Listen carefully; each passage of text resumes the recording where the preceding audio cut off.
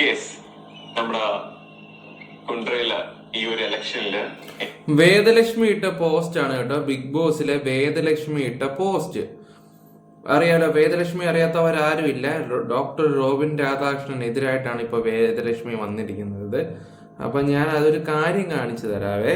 അഴിമതി ചെയ്യാൻ യാതൊരു മടിയും ഇല്ലാത്ത ഒരാൾ രാഷ്ട്രീയത്തിൽ വന്നാൽ കഴിഞ്ഞാൽ അധികാരം അഴിമതി വഴിമാറും. സ്വന്തം ആവശ്യങ്ങൾക്ക് വേണ്ടി പണം ഉണ്ടാക്കാൻ വേണ്ടി ഒരാളെ ജയിപ്പിക്കാൻ പാടില്ല. ഈ നാറിയെ കുറിച്ചാണ് ഈ പറയുന്നത്. ആരെക്കുറിച്ച്? നമ്മുടെ ഡോക്ടർ റോബിൻ രാധാകൃഷ്ണനെ കുറിച്ച്. ബിഗ് ബോസിലെ ഡോക്ടർ റോബിൻ രാധാകൃഷ്ണനും പിന്നെ എന്താ പറയണ്ടേ, ഇപ്പൊ കുണ്ട്രയിൽ ഇലക്ഷൻ നയിക്കുന്ന രണ്ടും രണ്ടാ. അതും കൂടെ നിങ്ങൾ അറിയിക്കുക. അത് ഷോയ്ക്കകത്ത് കാണിച്ച കലാവിരുതാണ്. അത് നിങ്ങൾ ഓർക്കണം.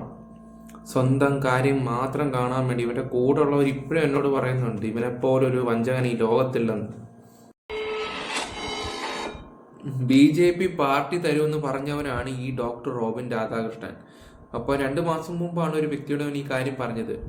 നിങ്ങൾ ആലോചിക്കേണ്ട ഒരു കാര്യം എന്ന് വെച്ചാൽ ഇവൻ നാട് സേവിക്കാനല്ല, ഇവന്റെ കടങ്ങൾ തീർക്കാനും അതിനു വേണ്ടിയാണ് ഇവൻ ഈ പരിപാടി ചെയ്യുന്നത്. ഈ അടുത്ത സമയത്ത് ആരതിപ്പൊളിയായിട്ട് യൂട്യൂബ് ചാനൽ തുടങ്ങി ഓർമ്മയുണ്ട് എല്ലാവർക്കും. ആ സമയത്ത് ഇവൻ നമ്മുടെ സീക്രട്ട് ഏജന്റിനെ വിളിച്ചിട്ടുണ്ടായിരുന്നു തോന്നുന്നു. ഇങ്ങനെ ഒരാൾ പറഞ്ഞു കേട്ടതാ. സീക്രട്ട് ഏജന്റിനെ വിളിച്ചിട്ട് ഈ പറയുന്ന അക്കൗണ്ടിന്റെ കാര്യങ്ങളൊക്കെ ചോദിച്ചു, എങ്ങനെയാണ് മോണിറ്റൈസേഷന്റെ കാര്യങ്ങളൊക്കെ. പുള്ളി ഒരുത്തിനോട് വിളിച്ചതിൻ്റെ ഡൗട്ടും കാര്യങ്ങളൊക്കെ ക്ലിയർ ചെയ്തിട്ട് ആ വ്യക്തിയാണ് നമ്മളോടത്ത് ഇതൊക്കെ പറയുകയൊക്കെ ചെയ്തത്. അത് വേറെ ഒന്നുമല്ല, എന്തായാലും മാരുതി ഇവനും കൂടെ വന്ന് അത്യാവശ്യം വ്യൂ കയറി ആ മാസം നല്ല രീതിയിൽ ഏണിങ്സ് ഉണ്ടാക്കാൻ പറ്റും. കുറേ ഉപദേശങ്ങളും കുറേ ഐഡിയാസും കാര്യങ്ങളൊക്കെ ആയിട്ട് വന്നിട്ട് അവസാനം 3G ആയിപ്പോയി.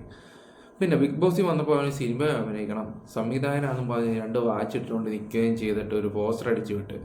പിന്നെ ഇവൻ്റെ കൂടെ ആരൊക്കെ വർക്ക് ചെയ്തോ അവരെല്ലാം പറഞ്ഞു ഇവൻ്റെ തോന്നിവാസത്തെക്കുറിച്ചെല്ലാം. ഇപ്പോൾ വേദലക്ഷ്മിക്ക് എങ്ങാണ്ട് പൈസ കൊടുക്കാനുണ്ടെന്നോ എത്ര ലക്ഷം രൂപയോളം കൊടുക്കാനുണ്ടെന്നൊക്കെയാണ് അറിയാൻ കഴിഞ്ഞിട്ടുള്ളത്. സത്യാവസ്ഥ അറിയത്തില്ല. എന്തായാലും വേദലക്ഷ്മി തന്നെ ഇത് വന്നിട്ട് രംഗത്ത് പറയണം. അല്ലാതെ ഇപ്പോൾ ഒരു സ്ഥാനാർത്ഥിയായിട്ട് നിൽക്കുന്ന ഒരു വ്യക്തിയെക്കുറിച്ച് ഇങ്ങനെ പറയുന്നതോട് എനിക്ക് വലിയ യോജിപ്പുള്ള വേദലക്ഷ്മി പറയണം. നമ്മൾ പിന്നെ വേറെ സൈഡായിട്ട് അന്വേഷിച്ചാണ് ഇവനെ പോലൊരു ഫ്രോഡ് ഡോക്ടർ റോബിൻ രാധാകൃഷ്ണനെ കുറിച്ചാണ് ഞാനീ പറയുന്നത്. ഒരു ഫ്രോഡ് പൈക്ക് അങ്ങനെ തന്നെ ഇവനൊക്കെ വന്നിട്ടാണ് വാഗ്ദാനങ്ങൾ. അവന്റെ വാഗ്ദാനം ഒന്ന് കേൾക്കാം. നിക്ക്.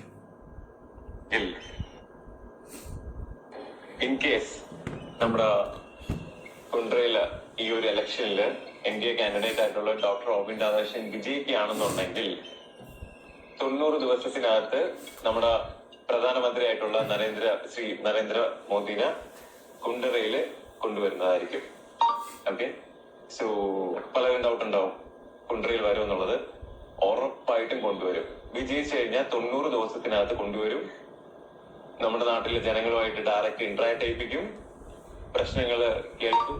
പരിഹരിക്കാനുള്ള മാക്സിമം കാര്യങ്ങൾ ചെയ്യും. ഇത് ഞാൻ നോമിനേഷൻ കൊടുത്ത ഈ ഒരു സാഹചര്യത്തിൽ ഞാൻ കൊടുക്കുന്ന ഒരു വാക്കാണ്. ഓക്കെ, ഇനി ഇതിന് ട്രോൾ ചെയ്യാൻ ഒരുപാട് പേരുണ്ടാവും. ജയിക്കുകയാണെന്നുണ്ടെങ്കിൽ ഉറപ്പായിട്ടും 90 ദിവസത്തിനകത്ത് കുണ്ട്രയിൽ, കൊല്ലത്തിലല്ല കുണ്ട്രയിൽ, നമ്മുടെ കൊല്ലം കുണ്ട്രയില് എന്റെ നിയോജക മണ്ഡലത്തില് കൊണ്ടുവന്നിരിക്കും. നീ തോറ്റുപോയാൽ നിന്റെ പേര് കുണ്ട്രയെന്ന് ഞാനിടും കേട്ടോടാ. കുണ്ട്ര എന്തൊക്കെ വാഗ്ദാനങ്ങളെ പൊട്ടം നൽകുന്നത്. ബാക്കി കൂടെ കേക്ക്. 2011 തൊട്ടേ MBBS പഠിക്കുന്ന സമയത്ത് തൊട്ടേ എന്റെ ഒരു ആഗ്രഹമായിരുന്നു പൊളിറ്റിക്സിലേക്ക് വരാന്നുള്ളത്. അത് മാത്രമല്ല 2014 ശ്രീ നരേന്ദ്രമോദി നമ്മുടെ പ്രൈം മിനിസ്റ്ററായിട്ട് ജോയിൻ ചെയ്ത സമയം തൊട്ടേ പുള്ളിക്കാരൻ ഒബ്സർവ് ചെയ്യാൻ തുടങ്ങി.